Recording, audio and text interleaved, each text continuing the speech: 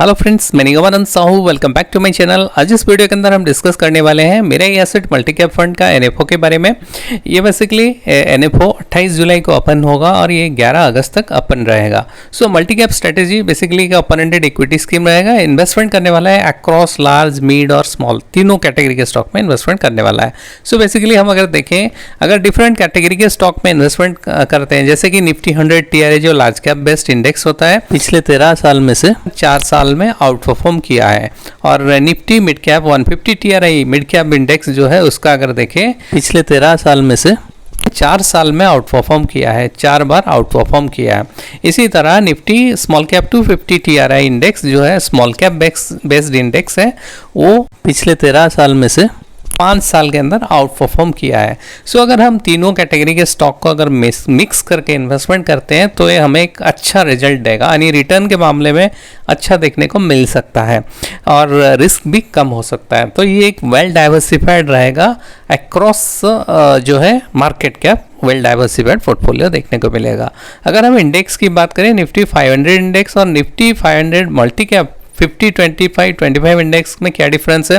Basically ये जो multi cap strategy होता है, मल्टी कैप फंड्स होते हैं, इसका जो बेंचमार्क होता है निफ्टी 500 मल्टी कैप 50-25 इंडेक्स होता है, जिसमें 50% लार्ज कैप के अंदर इन्वेस्टमेंट किया जा सकता है, 25% मिड कैप के अंदर और 25% जो है स्मॉल कैप के अंदर इन्वेस्टमेंट किया जा सकता है। ओके, अगर हम निफ्टी 500 इंडेक्स का बेसिक देखें तो इसमें लार्ज कैप बेस्ड होता है, जिसमें लगभग 83% लार्ज कैप में इन्वेस्टेड रहता है, लेकिन यहाँ पे 50% तक लार्ज कैप में इन्वेस्टमेंट किया जा सकता है। इसीलिए एक वेल डाइवर्सिफाइड पोर्टफोलियो देखने को मिल सकता है।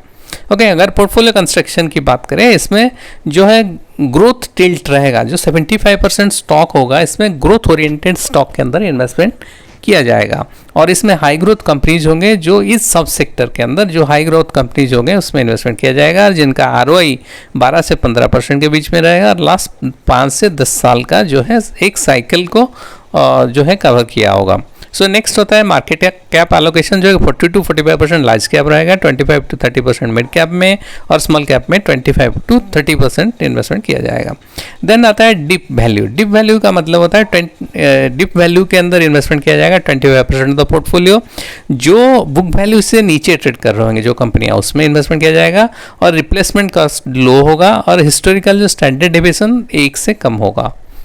ओके, सो अगर हम देखें इन्वेस्टमेंट एक्सपर्टीज़ की बात करें, जो टोटल जो है 700 कंपनीज जो अपॉर्चुनिटी यूनिवर्स से लिया जाएगा, 700 कंपनीज के अंदर जो है 300 होगा प्राइमरी यूनिवर्स से और सेकेंडरी यूनिवर्स से 400 होंगे, 400 स्टॉक होंगे और उसमें से जो है सिलेक्शन स्टॉक सिलेक्शन होगा on the basis of GRP, यानी growth at reasonable price.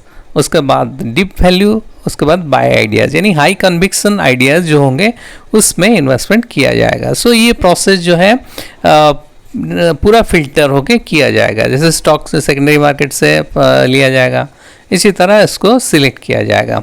Okay, सो अगर इंडिया की मैक्रो ट्रेंड की बात करें, जैसे कि मोमेंटम धीरे धीरे कंस्ट्रक्शन में बढ़ने वाला है, GDP बढ़ने वाला है इंडिया का, प्राइवेट गवर्नमेंट का कैपेक्स जो धीरे धीरे बढ़ने वाला है और खास करके ग्रोथ अक्रॉस इंडस्ट्रीज देखने को मिलेगा। ओके, डिफरेंट मार्केट कैप्स के अंदर और एसेट क्वालिटी कैपिटल जो है इम्प्लीमेंटेशन अक्रॉस सेक्टर रहेगा और GDP में रोबस्ट ग्रोथ देखने को मिलेगा, जो कि अर्निंग्स में दिख रहा है। सारे कंपनियों की ग्रोथ अर्निंग्स में देखने को मिलेगा आने वाले समय में। खास करके इंडिया का जो आउटलुक है वो कंस्ट्रक्टिव होने वाला है मीडियम टू लॉन्ग टर्म के अंदर। ओके, सो अगर हम एक स्कीम डिटेल की बात करें, एनएफओ पीरियड जो है 28 जुलाई से लेके ये अगस्त 11 तक अपन रहेगा। बेंचमार्क रहेगा निफ्टी 500 मल्टी कैप 50-25 TRI और इसमें प्लान्स रेगुलर एंड डायरेक्ट दोनों प्लान्स रहेगा और ग्रोथ एंड IDCW दोनों ऑप्शन अवेलेबल है। मिनिमम इन्वेस्टमेंट 5000 रुपये लमसम, उसके बाद 1 रुपये के हिसाब से बढ़ा सकते हैं और फंड मैनेजर इसका अंकित जैन है।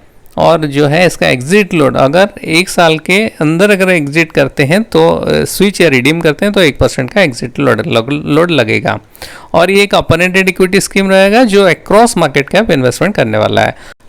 इसमें जो है टैक्सेशन इक्विटी के हिसाब से आपको टैक्सेशन लगेगा।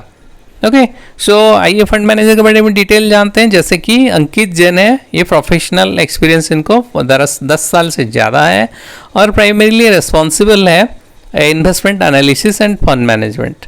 ओके, और इससे पहले भी इन्होंने कुछ एएमसी के साथ काम किया है और इसमें करेंटली 3 फंड मैनेज कर रहे हैं। एक तो Mirae asset mid cap fund, और इसके बाद Mirae asset emerging blue chip fund, और उसके अलावा Mirae asset growth great consumer fund. ये तीनों फंड को मैनेज कर रहे हैं। तो ये जो फंड से ये भी परफॉर्मेंस इन फंड का भी बहुत अच्छा देखने को मिल रहा है। अगर हम इसका रिस्क फैक्टर को नज़र में रखें तो ये फंड बेसिकली जो इन्वेस्टमेंट करने वाला है, जो इन्वेस्टर लॉन्ग टर्म में कैपिटल एप्रिसिएशन चाहते हैं उनके लिए बेहतर है। ये फंड जो है इन्वेस्टमेंट करने वाला है across market cap, large, mid और स्मॉल तीनों मार्केट कैप स्टॉक के अंदर इन्वेस्टमेंट किया जा सकता है। सो इन्वेस्टर जो लॉन्ग टर्म में कैपिटल एप्रिसिएशन चाहते हैं उनके लिए ये फंड बेहतर है। और इसमें इस फंड के अंदर वेरी हाई रिस्क हो सकता है। तो इन्वेस्टर इस फंड के अंदर इन्वेस्टमेंट करने से पहले अपना फाइनेंशियल एडवाइजर से एक बार सलाह ज़रूर लें। तो ऐसे वीडियो अपडेट्स के लिए मेरे चैनल को सब्सक्राइब करें, साथ ही साथ बेल बटन को जरूर प्रेस कर लें ताकि जो भी मेरे वीडियोस अपलोड होंगे उसका नोटिफिकेशन आप तक पहुंचती रहेगी। थैंक्स फॉर वॉचिंग, मिलते हैं और एक नए वीडियो के साथ।